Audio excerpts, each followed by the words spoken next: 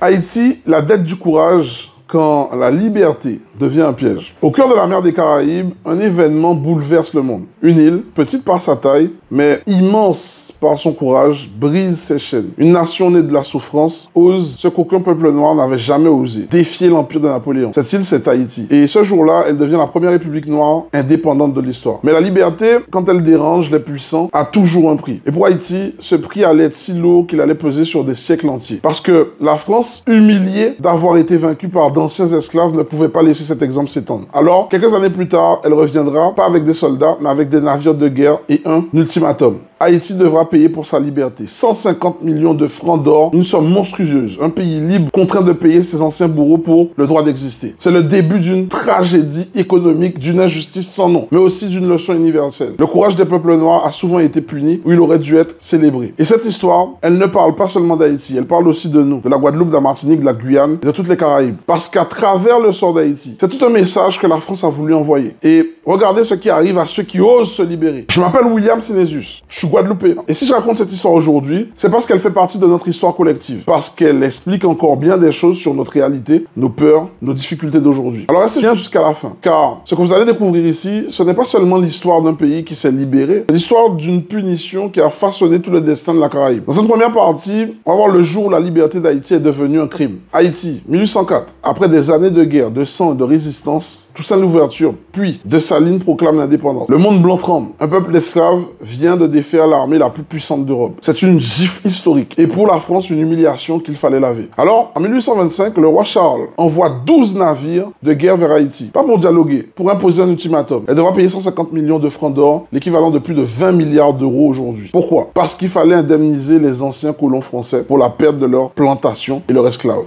En clair, le peuple libéré devait dédommager ses bourreaux. Haïti n'a pas le choix. Face au canon, le pays signe et pour payer, s'endette auprès de banques françaises, un piège parfait. Il devient libre sur le papier mais esclave sur la dette. Pendant plus d'un siècle, Haïti rembourse. Chaque génération hérite du fardeau de la précédente. Les routes, les écoles, les hôpitaux, mis de côté, l'argent part à Paris. Et pendant que la France s'enrichit, à nouveau, la Guadeloupe, la Martinique, la Guyane observent et comprennent le message. Vous voulez être libre. Regardez ce qu'on fait à ceux qui ont osé. Dites-moi en commentaire, selon vous, Haïti aurait-elle dû refuser de payer? Je lis vos réflexions car elles disent beaucoup sur notre rapport à la liberté économique aujourd'hui. Mais ce que la France craignait le plus, ce n'était pas Haïti, c'était l'exemple qu'elle allait donner à tout le reste des Antilles. Dans cette partie 2, on va voir la peur de l'exemple. Haïti, le message pour la Guadeloupe. Haïti est devenu un avertissement vivant, un symbole à brandir pour faire taire toute idée d'émancipation. Quand en Martinique ou en Guadeloupe, certains rêvaient d'indépendance, il suffisait d'une phrase pour les faire taire. Tu veux finir comme Haïti? Et cette phrase-là, elle a traversé les générations, elle a nourri la peur de manquer, la peur d'échouer, la peur d'être puni. Cette peur, elle vit encore dans nos mentalités aujourd'hui. Car, voyez-vous, la colonisation ne s'arrête pas quand les chaînes tombent. Elle continue dans les structures économiques, dans des relations de dépendance, dans l'idée que nous ne pouvons pas réussir sans eux. Et cette idée, elle a été cultivée, transmise, ancrée. Haïti a été le mauvais élève, le symbole qu'on ne voulait pas suivre. Mais pourtant, malgré la dette, malgré la pauvreté, malgré l'isolement, Haïti a résisté. Elle a gardé sa fierté, sa culture, sa langue. Et ça, c'est une leçon de courage que nous avons oubliée. Alors, je vous pose une question. Est-ce qu'on préfère vivre pauvre mais libre ou confortable mais dépendant? C'est ici que commence notre réflexion. Parce que la Guadeloupe et la Martinique, elles aussi, elles ont payé un autre prix pour leur protection française, la dépendance économique. Si vous êtes encore là, c'est que vous voulez comprendre. Et croyez-moi, à la fin, je vais vous montrer comment transformer cette histoire en pouvoir. Mais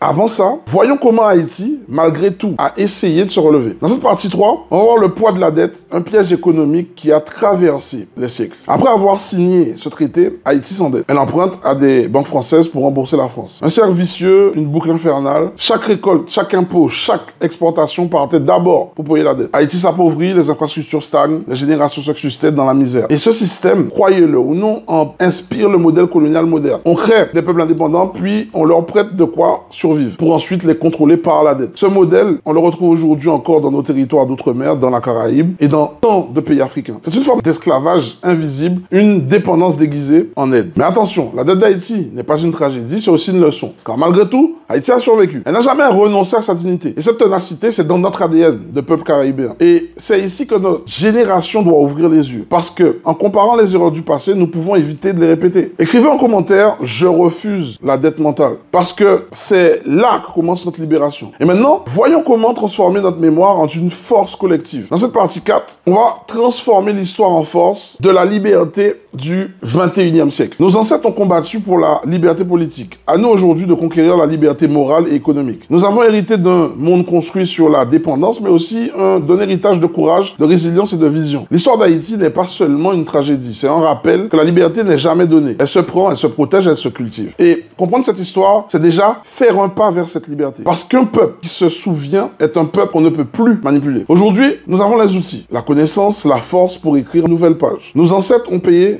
de leur vie. Nous devons payer de notre conscience. Dans la description, vous trouvez le lien pour rejoindre mon challenge immobilier et mon festivalier en neige. C'est là que je vous montre concrètement comment construire votre autonomie et votre avenir. Parce que la mémoire sans action reste un souvenir. Mais la mémoire avec stratégie devient une révolution. Haïti a payé le prix du courage. Un prix juste, disproportionné, inhumain. Mais son histoire n'est pas celle de la défaite. C'est celle d'un peuple qui, malgré tout, n'a jamais cessé de résister. Cette histoire, c'est aussi la nôtre. Nous portons la même mémoire, les mêmes blessures, mais aussi la même force. Aujourd'hui, notre combat n'est plus contre les chaînes. Il est contre l'ignorance, la dépendance et la peur. Ludelgas disait « Vive libre ou mourir ». Haïti a montré qu'on pouvait mourir libre. À nous désormais de vivre libre et conscient. Alors, cliquez sur le lien dans la description, rejoignez le challenge immobilier et ensemble, faisons dans notre mémoire une sorte d'une nouvelle liberté. Je suis William Synesius, Guadeloupéen, et je vous le dis du fond du cœur, le futur de notre liberté commence quand on ose comprendre notre passé. C'était Will du mouvement Lié en Âge. Ensemble, nous plus forts.